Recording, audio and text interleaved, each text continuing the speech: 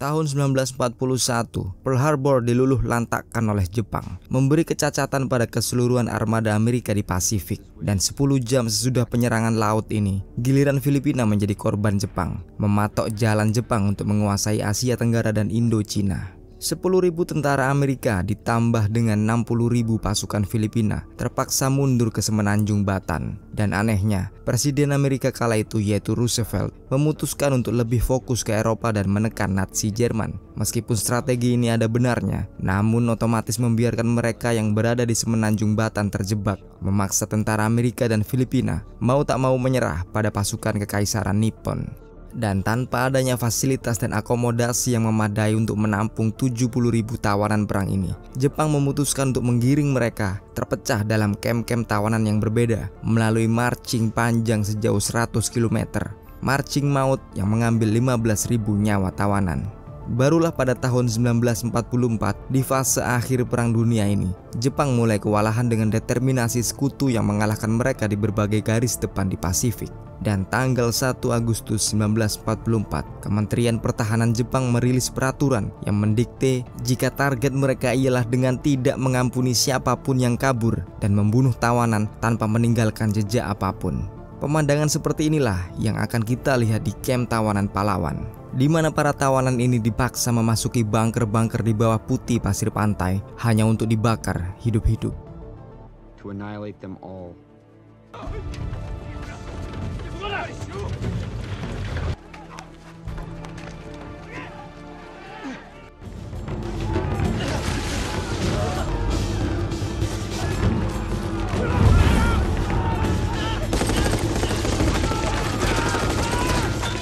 Dan The Great Raid ini bercerita tentang 5 hari penyelamatan tawanan perang dari cengkraman tentara Jepang. Hari pertama tertanggal 27 Januari, pasukan ke-6 Amerika dengan 250.000 tentaranya mendarat di Teluk Lingayen, Luzon, Filipina, melakukan serangan final terhadap Jepang. Menempatkan kita bertemu dengan Kapten Prince dari Batalion Ranger ke-6 yang membawa kita sekaligus bertemu dengan Letnan Kolonel Henry Mucci yang di sisi ini bertugas untuk menjalankan eksperimennya dengan melatih serdadu-serdadu muda tak berbakat menjadi sebuah pasukan elit yang mematikan. Tapi meski sudah berlatih berbulan-bulan, mereka belum pernah terlibat pertempuran yang sesungguhnya. Hingga akhirnya Letkol Mucci ini masuk ke kantor batalion dan bertemu dengan Mayor Lapham yang menerangkan padanya jika 8 km dari tangsi mereka ialah sebuah kem tawanan perang yang menahan 500 serdadu sekutu. Dan menurut intel dari Mayor Lapham, Jepang lebih memilih membunuh mereka daripada melepaskan mereka meski sudah hampir kalah dalam Perang Dunia ini. Dan karena Jenderal Kruger sedang mempersiapkan pertempuran melawan 30.000 tentara Jepang di medan yang lain, Letkol Mucci pun diinstruksikan untuk segera membuat rencana mengenai penyelamatan tawanan dalam kem ini. Dan rantai komando pula yang membuat Mucci akhirnya menyerahkan penyusunan rencana pamungkas ini pada Kapten Prince. Kita beralih ke pemandangan di kem Cabanatuan. Mayor Gibson terlihat menjahit seragamnya hingga salah seorang kawan memberinya buah untuk dimakan. Dan dirinya berkata jika doi sedang sakit, hingga satu kawan lagi mengungkapkan tentang sudah mendaratnya pasukan ke-6 Amerika. Sebuah harapan positif bagi moral para tawanan. Balik ke pesisir, maka dirangkumlah sebuah rencana yang mirip misi bunuh diri ini siang ini juga. Intel dibeberkan jika dalam kem ini penjaganya berjumlah 200 orang dengan kemungkinan tambahan 9.000 pasukan dari kota Cabanatuan yang berjarak 6 km dari kem. Sedangkan pemandangan dari kem tawanan lagi, seorang serdadu bernama Hewitt telah ditangkap karena percobaan melarikan diri. Dirinya menjadi display masokistik bagaimana serdadu Nippon memperlakukan mereka, menghina mereka semua bahwa ini karena kepengecutan mereka yang menyerah dalam perang. Karena bagi Jepang hanya ada 2 hal dalam perang, menang atau mati. Sementara di kota Cabanatuan, dalam pasar ini Mayor Gibson menyuap penjaga dan menghubungi kontaknya bernama Mina, seorang perempuan yang selama ini telah membantu pasukan Amerika dengan makanan dan obat-obatan.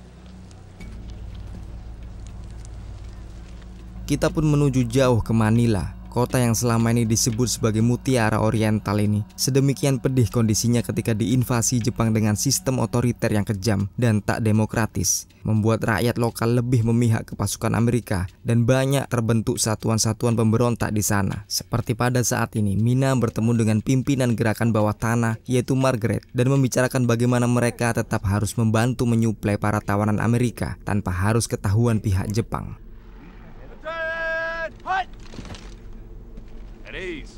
Sedangkan di tangsi Amerika, briefing di pagi ini diberikan langsung oleh Letkol Muchi bahwa misi mematikan yang pantas dijalankan oleh Ranger telah tiba, yaitu menyelamatkan 500 tawanan perang Amerika. Dan setelah itu, mereka semua berdoa dan mempersiapkan senjatanya.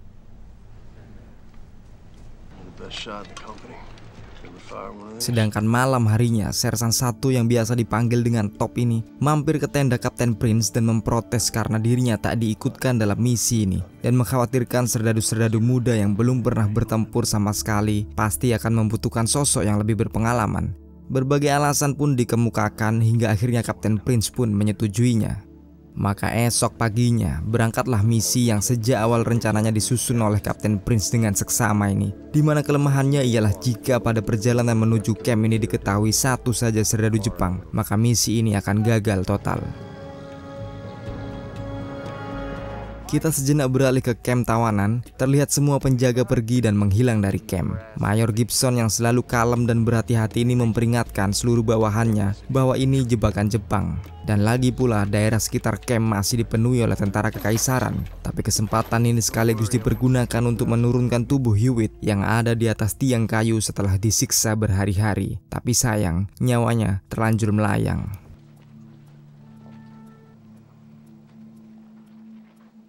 Dan selanjutnya Mayor Gibson menuntun semua bawahannya menjarah kantin penjaga dan menemukan sebuah gudang di mana Jepang selama ini menyembunyikan suplai makanan dan obat-obatan dari Palang Merah Internasional. Kelakuan tipikal tentara Jepang di film-film. Sementara itu sekitar 50 kilo dari camp, wajah-wajah serius Rangers masih merangsek kalem, menyisir pohon dan belukar, berhati-hati dalam setiap langkahnya. Hingga perjalanan diteruskan dan semakin mendekat ke camp.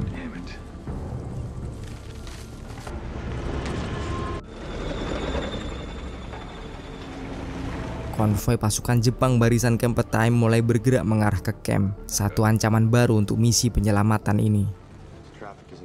Maka benar, konvoi ini memang dijadwalkan menggantikan penjaga camp tawanan dan langsung disambut oleh wajah-wajah pucat para tawanan yang mengetahui jika mereka ialah Kempeitai yang memiliki kesadisan dan kekejaman yang setara SS.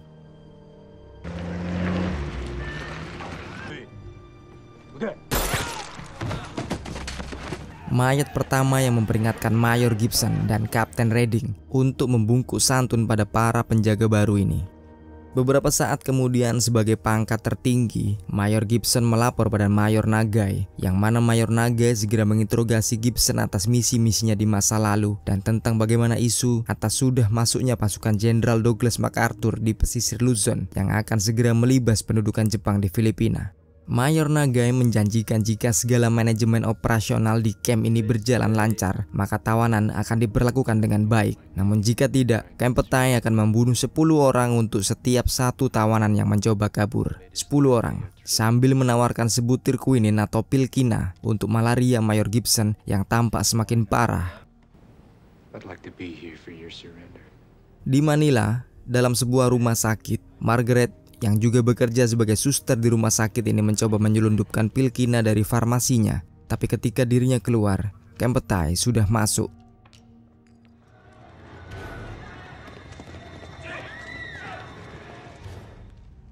Di lapangan ini suster yang dipaksa menjadi informan ini langsung menunjuk siapa-siapa yang selama ini bekerja sama dengan Amerika hingga Margaret selamat hari ini.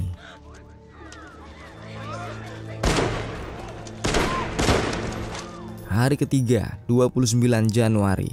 Malaria Mayor Gibson pada puncaknya membuatnya menggigil dalam demam tingginya dan saat ini nyawanya hanya berumur 3 atau 4 hari lagi tanpa pil kina. Kapten Redding berusaha menghiburnya dengan mengatakan jika wanita yang dikasihinya yaitu Margaret akan segera menemuinya di Manila dan dirinya harus bisa menaklukkan malaria ini. Tapi Mayor Gibson lebih mementingkan keselamatan semua bawahannya dan memperingatkan untuk tetap di tempat sampai mereka benar-benar dibebaskan dan melarang semua yang mencoba untuk kabur. Sementara di pusat Manila, Margaret menemui Mina dan bertukar intelijen, mengatakan bahwa kawan mereka suster bernama Cora sudah ditembak oleh Kempetai. Dan sialnya lagi, saat ini Mina sedang dibuntuti oleh seseorang. Tapi Margaret juga tak tahu seorang Jepang mengamatinya selama ini. Di pihak Letkol Muchi dan Kapten Prince, progres semakin nampak saat mereka sudah di pinggir desa Balinkarin yang sudah tinggal reruntuhannya saja. Scout segera diedarkan mempenetrasi sisa-sisa desa ini.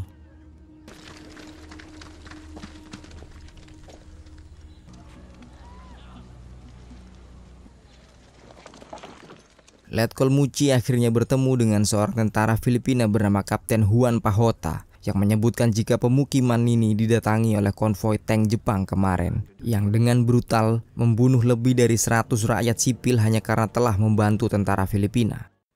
To punish these people for helping my men.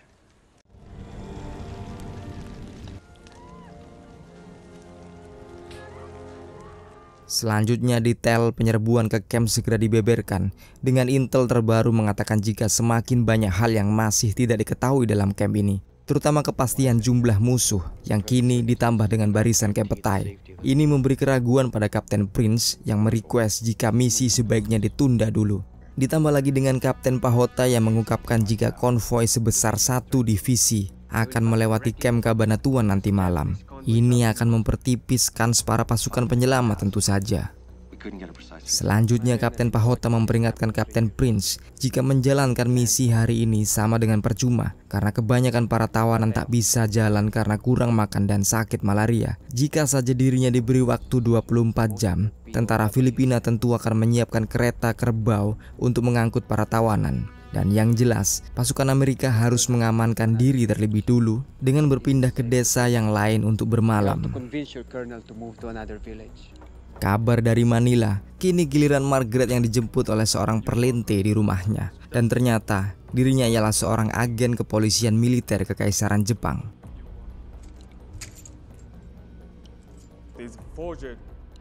I'm Lithuanian, not American. Dan segera saja Margaret menjadi bulan-bulan interogasi panjang di markas besar pasukan Jepang di Manila tentang keterkaitannya dengan pasukan pemberontak Filipina, terutama dengan Mina dan kawan-kawannya. Sedang Margaret hanya bisa mengatakan jika dirinya merupakan warga Lithuania, negara yang netral dan tak terkait apa-apa atas perjuangan rakyat Filipina di sini, apalagi dengan tentara atau tawanan Amerika.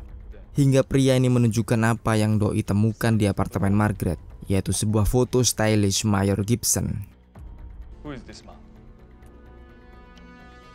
Di camp tawanan, Kapten Redding dan para pasukan diperintahkan untuk menggali bunker. Hingga telegram langsung masuk di camp Cabanatuan tentang penangkapan Margaret. Dan sekali lagi Mayor Gibson dihadapkan pada Mayor Nagai yang segera menunjukkan foto Margaret. Nagai meminta semua nama pemberontak Filipina yang selama ini menyelundupkan makanan dan obat-obatan ke camp ini. Dan sebagai gantinya pihaknya akan merilis Mayor Gibson dan Margaret pergi dari Filipina, jauh dari segala kengerian perang dan penderitaan camp tawanan ini. Tapi tampaknya Mayor Gibson masih betah pada bisunya. Balik ke baraknya, Kapten Redding berpamit pada Mayor Gibson jika dirinya akan kabur nanti malam, seakan tak mempedulikan rayuan Gibson yang melarangnya karena takut ancaman Jepang. Dan karena tampaknya niatan kabur Kapten Red ini sudah bulat, Mayor Gibson mengirim 2 orang untuk mengawasi Kapten Bengal ini.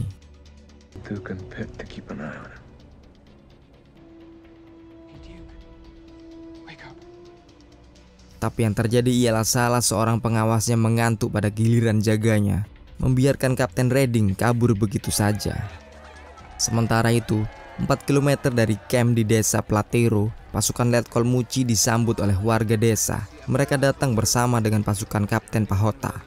Langsung saja pada malam harinya, skuad pengintai disiapkan di pinggir kamp tawanan. Melihat dengan kepala mereka sendiri bahwa intel dari Kapten Pahota ternyata benar. Jika sebuah divisi tentara Jepang melintas tepat di depan kamp. Tak hanya melintas, sebagian dari truk-truk mereka masuk ke dalam kamp dan mengeluarkan tong-tong berisi bahan bakar. Suatu pertanda buruk bagi para tawanan, Bor.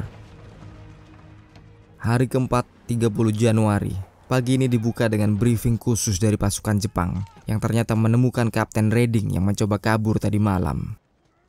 Sekali lagi Mayor Nagai menyuarakan peraturannya. Jika seorang tawanan kabur, maka 10 orang lainnya yang akan dihukum mati. Dan pagi ini pun hukuman ini diaplikasikan secara nyata.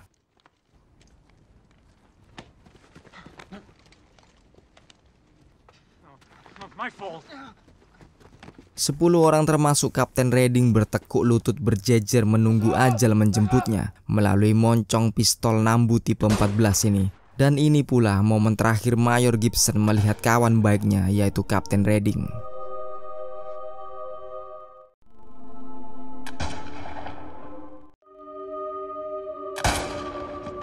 Keesokan harinya di desa Platero, intel terbaru dibicarakan bahwa bertong-tong bahan bakar dan pasukan tambahan masuk ke dalam kamp tadi malam dan jumlah kamp petai di sana mendekati 200-an orang. Dan yang penting ialah keberadaan jembatan Kabu sebagai salah satu akses masuk ke kamp yang jika dibiarkan begitu saja, maka pasukan tambahan Jepang dari area lain bisa datang dengan leluasa saat Kapten Prince dan kawan-kawan menyerang kamp. Ketika dia mati, jembatan ini memang sedang diduduki oleh sekitar 1000 tentara Jepang, lengkap dengan artileri dan tank-tank mereka.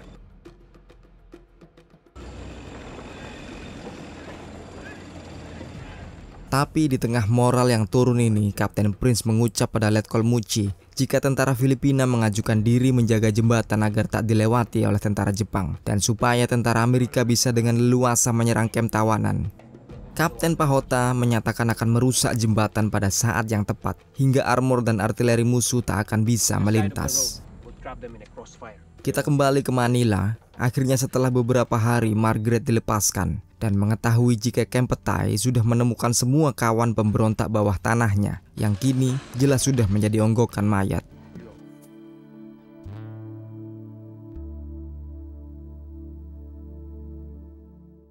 Semua mati tumpas kandas tanpa bekas termasuk Mina. Dan setelah lepas pun Margaret masih tetap dalam pengawasan dengan Jepang berharap wanita Lituania ini bisa menuntun mereka menangkap pemberontak lainnya. Berbicara mengenai turunnya moral, di kamp tawanan moral juga sedang turun dan kritis. Para tawanan sedang ketakutan akibat hukuman kamp petai yang sedemikian sadis dan acak. Sedangkan Mayor Gibson menyuruh Letnan Colvin untuk menulis surat pada Margaret. Yang tak diketahuinya ialah ini merupakan suratnya yang pertama sekaligus yang terakhir. Tapi kondisi Margaret belum juga baik karena gereja tempatnya bersembunyi lagi-lagi didatangi oleh Jepang dan darah segera saja mewarnai rumah suci ini.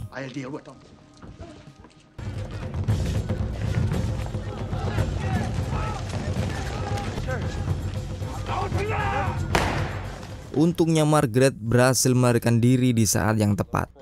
Dan untungnya lagi, taktik sudah diedarkan pada para perwira misi penyelamatan. Mereka akan berangkat nanti jam 5 sore.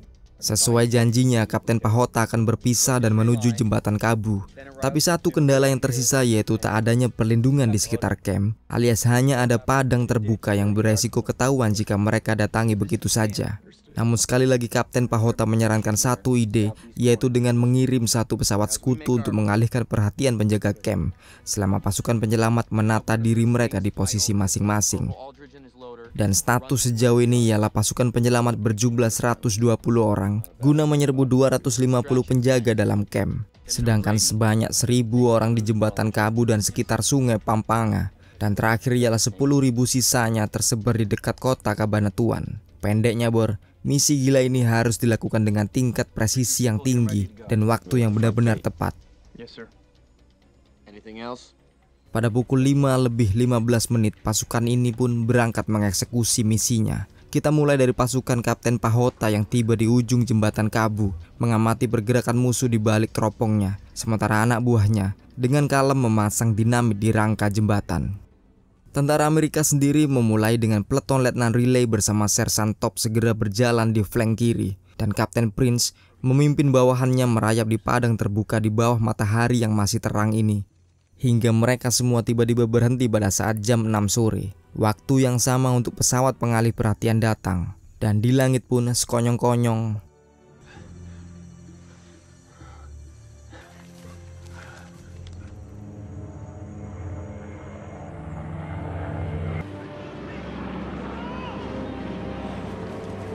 ini sekaligus menarik perhatian seluruh camp petai yang ada di Camp Cabanatuan, termasuk Mayor Nagai.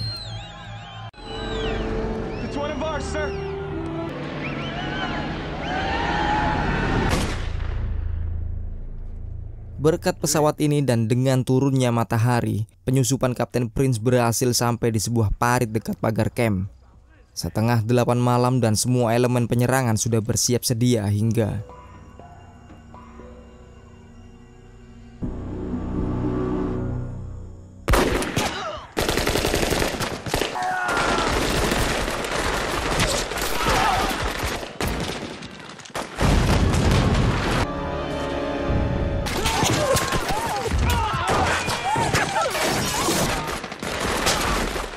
di jembatan Kabu, Kapten Pahota pun sudah mulai membantai kawanan Jepang.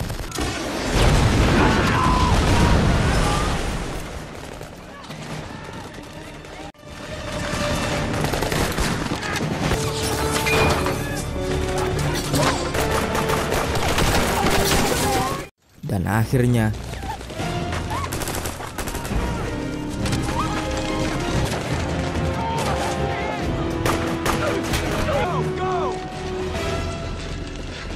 bahkan tank Chiha tipe 97 ini pun jadi sasaran Bazooka M1A1 yang memang sudah standby ini.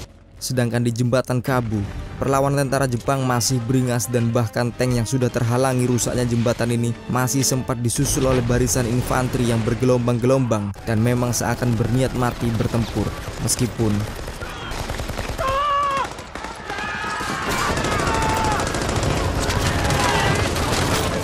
Kapten Prince akhirnya berhasil memasuki barak tempat Mayor Gibson berada dan mengangkatnya keluar.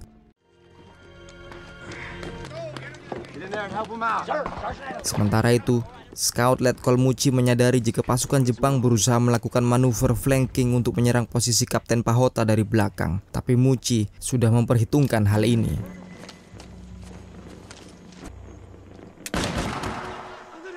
Sasaran tengah sungai yang sangat empuk dijatuhi rentet peluru dari perbukitan di seberangnya. Tapi camp petai ialah camp petai dan Mayor Nagai berniat mengirim lontaran mortar tepat ke gerbang utama menjatuhi kerumunan tawanan yang berjalan keluar camp.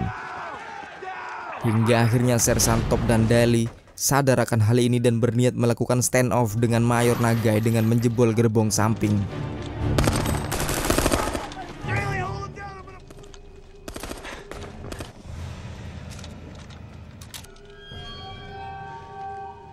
Duel maut ini pada akhirnya hanya menyisakan Top dan Nagai bergumul di bawah barak. Namun pada akhirnya